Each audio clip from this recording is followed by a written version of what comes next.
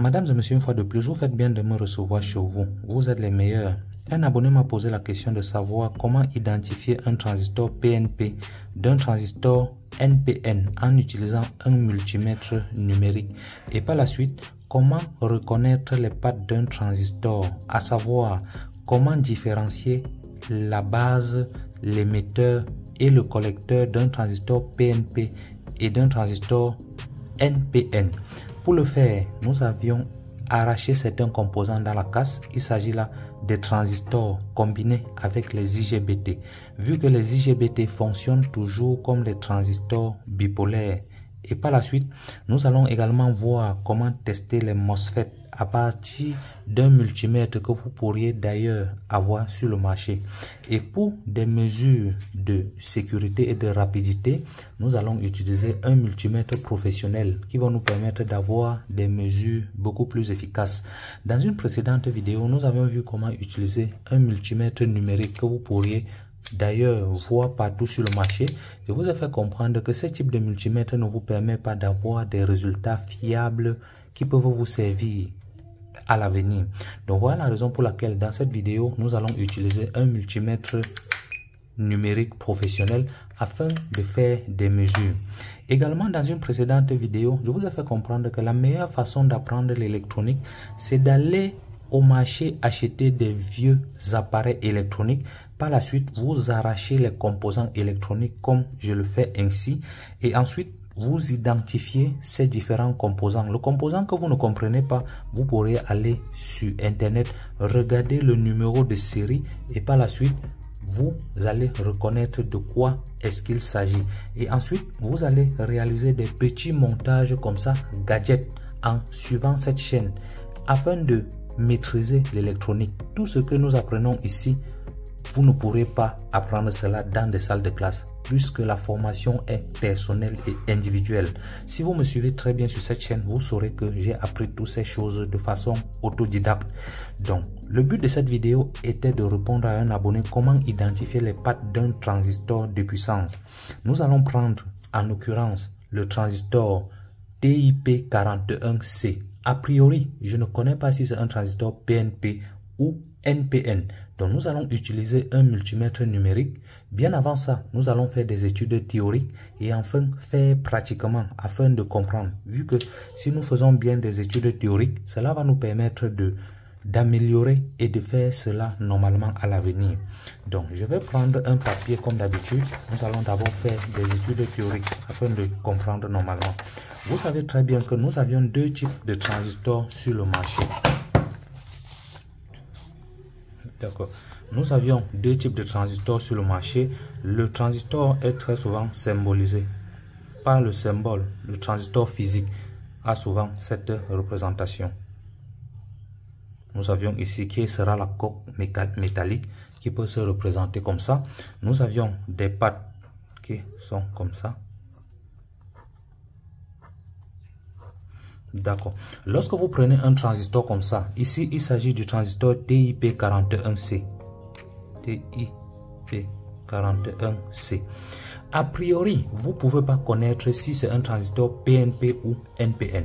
Pour identifier par exemple ce transistor, nous allons prendre un multimètre. Donc nous allons prendre le multimètre. Nous allons identifier le point commun entre ces trois pattes. Une fois le point commun identifier le point commun, ça voudrait dire que nous allons prendre le multimètre et venir tester en pivotant. Donc, je vais prendre le multimètre, calibrer sur la fonction test diode, en l'occurrence comme ça.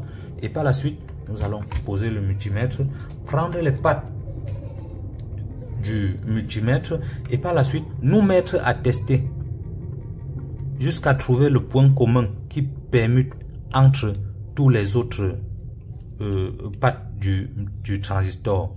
Et lorsque nous allons identifier un point commun, si nous identifions par exemple le point ci qui est le point commun, ça, nous supposons que nous avions détecté le point là qui est le point commun et qui pilote avec les autres pattes. Nous allons peut-être appeler ceci comme.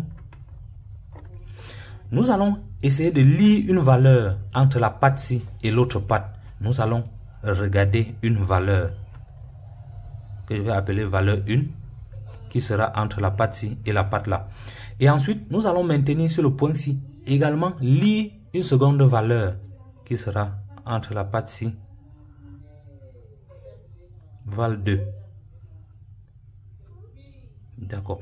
Une fois que nous avions identifié les valeurs, nous allons comparer les valeurs. Si valeur 1 est supérieure à valeur 2, ceci voudrait dire que l'émetteur sera sur la deuxième patte. Donc l'émetteur aura la plus grande valeur. Lorsque vous identifiez comme ça, nous aurons entre commun et puis la grande valeur que nous allons lire, val supérieur, ça va nous donner base émetteur. Émetteur. Par contre, si nous lisons entre le com et valeur 2, qui est valeur faible, la plus petite valeur, valeur 2, qui est la plus petite valeur, nous aurons la base et le collecteur. Ceci peut vous paraître un peu farfelu, mais vous allez comprendre par la suite. Également, là, nous avions déjà identifié. À partir de là, nous avions vu que cette valeur, ça va nous donner le commun qui sera ici. La première patte sera la base. La plus grande valeur étant val 1 qui est là, ça va nous donner l'émetteur sur cette première patte. Et puis val 2 qui est la plus petite valeur, ça va nous donner le collecteur. Ça, c'est de façon théorique. Maintenant, si nous avions utilisé le point commun qui était par exemple le plus du multimètre, si le point commun c'est le plus du multimètre, donc si nous avions le com qui est le point commun, c'est le plus du multimètre, ceci va nous donner un transistor NPN, c'est-à-dire un transistor non pénétrant. Maintenant, si le com est le moins du multimètre, ceci va nous donner le transistor PNP. D'accord, voilà un peu la théorie que nous pouvons voir. Et pour revenir un peu de façon théorique, pratique, nous allons prendre un transistor de ce genre, puis nous allons dresser les pattes. Également, pour que ça puisse bien s'accrocher, je peux poser le transistor quelque part ici. Voilà. Nous allons prendre le multimètre. Nous allons identifier quel est le commun. Et pour ce faire, nous allons calibrer le multimètre sur la fonction test diode. Donc, calibrer jusqu'à ce que vous voyez le symbole, la diode là. Et ensuite, nous allons chercher le point commun. Je commence d'abord par mettre le moins ici. Je cherche. Vous voyez, ça ne commute pas. Je bascule encore. Ça ne commute pas. Je prends également, je mets là, je fouille. Ça commute. Maintenant, ça ne commute pas sur l'autre patte. Donc, je peux mettre le plus ici. Je commute là. Je commute là. Donc, vous pouvez voir déjà les grandeurs. Entre, ça voudrait dire que ça, c'est le commun. Et puis, voilà la seconde valeur qui est 619. Et puis, l'autre valeur qui est 621.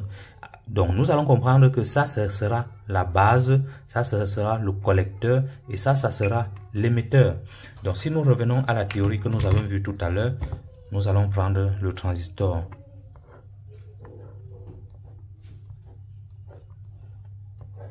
Là, c'est TIP41C. Nous avons vu que là,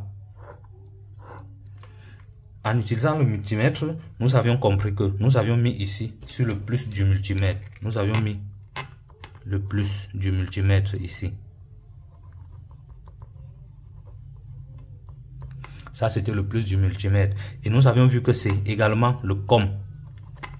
Et puis maintenant, nous avions lu entre la première patte, reprenons encore, nous avions lu entre le commun qui est le plus du multimètre et la seconde patte du transistor, nous lisons, donc voilà 620. Nous lisons une valeur 620. Voilà. Et ensuite, entre le commun également et l'autre patte, nous lisons 622. Nous lisons une valeur de 622. D'accord. Vous voyez très bien que entre cette valeur, nous avions une valeur faible. entre ce point et ce point, nous avions une valeur supérieure. Ceci voudrait dire que, comme nous avions dit dans la théorie, entre le commun et la valeur la plus grande, ça va nous donner l'émetteur. Entre le commun et la valeur la plus faible, ça va nous donner le collecteur. Donc nous revenons ici. Entre le commun et la valeur la plus grande, ça va nous donner l'émetteur. Entre le commun et la valeur la plus faible, ça va nous donner l'émetteur. Donc nous allons comprendre que ceci, ce sera la base. Entre la base et la plus petite valeur, ça nous donne le collecteur. Entre la base et la plus grande valeur, ça va nous donner l'émetteur. Donc voilà comment identifier les pattes d'un transistor bipolaire. Et c'est avec les moins du multimètre, en mettant le moins du multimètre là, moins du multi ici.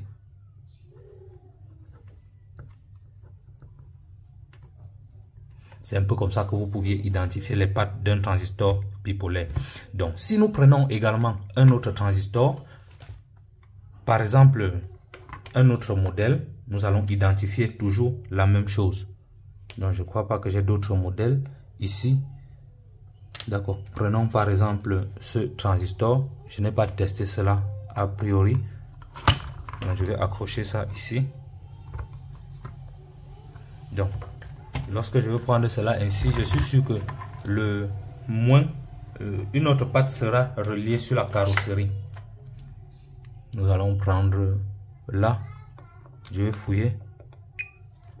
D'accord. Vous voyez là que j'ai 666 et la patte du milieu sur la carrosserie. Je n'ai rien. Je permute. Donc là, je suis en train de rechercher le point commun. Je n'ai rien. Je mets au milieu. Je n'ai rien non plus. Je permute ici. J'ai une valeur. J'ai une valeur. Là, vous voyez déjà quelque chose. Donc, lisons également encore à nouveau. Donc, voici le commun qui est sur le moins. Je vais prendre encore un autre papier.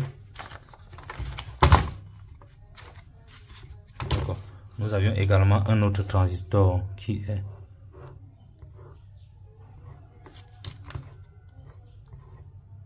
Je ne connais pas le numéro. Je ne vois pas très bien l'identification de la patte. Donc nous avions vu que le commun,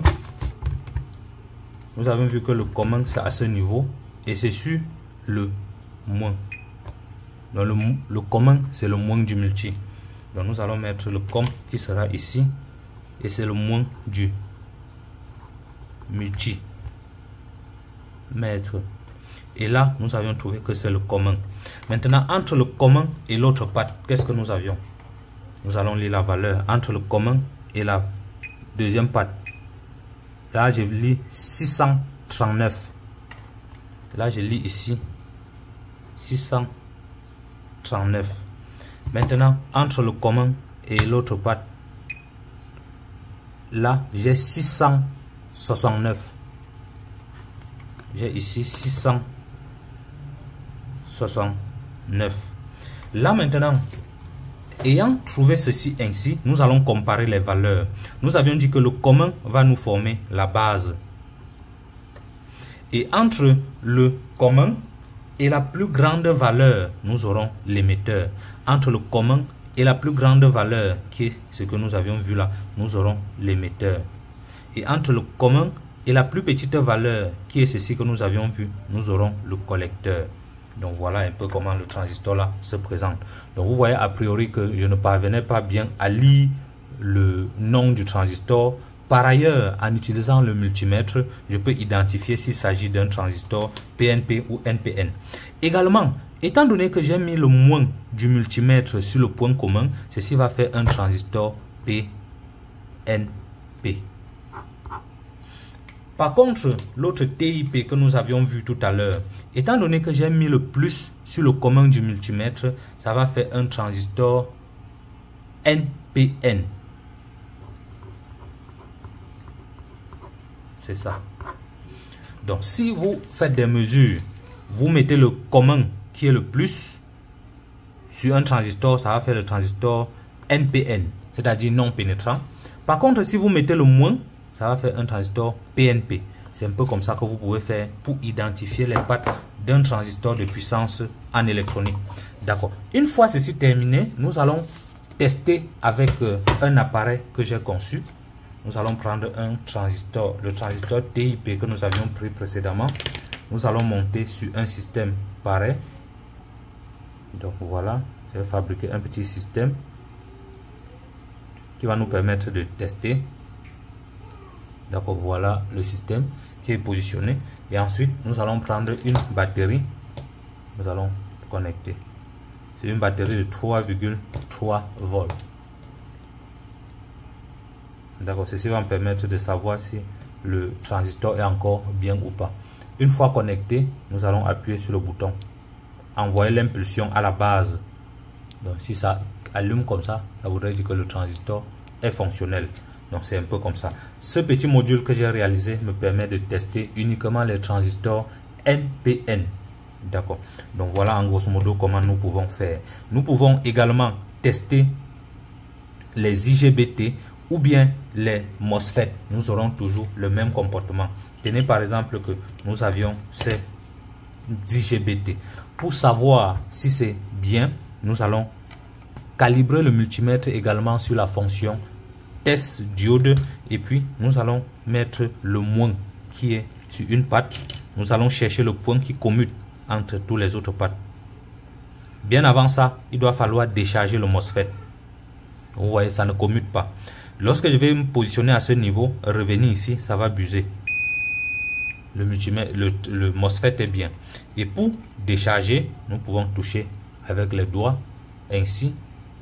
Ça va décharger le MOSFET et ensuite nous allons réitérer le test.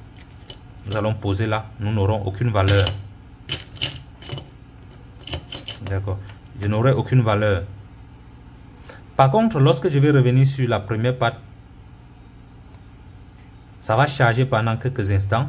Je vais revenir, ça va buser. Ceci voudrait dire que ce MOSFET fonctionne. Et lorsque vous identifiez comme ça, la patte où vous avez le moins du multimètre va former la source. La patte du milieu va former le drain et la première patte sera la grille. Pour les MOSFET, ça ne change pas. Et c'est la même chose pour les IGBT. Vu que les IGBT se comportent toujours comme les transistors. Nous avions ici un IGBT. Pour tester, nous allons le tester toujours comme le MOSFET. Donc voilà en grosso modo comment vous pouvez faire pour tester les composants électroniques de puissance. Si vous avez d'autres questions, n'hésitez surtout pas de me les poser dans l'espace commentaire. Nous allons encore y revenir sur ce TP car je n'avais pas fait normalement, je n'avais pas prévu faire un TP aujourd'hui. Je vais vous donner rendez-vous dans un prochain tuto. À plus.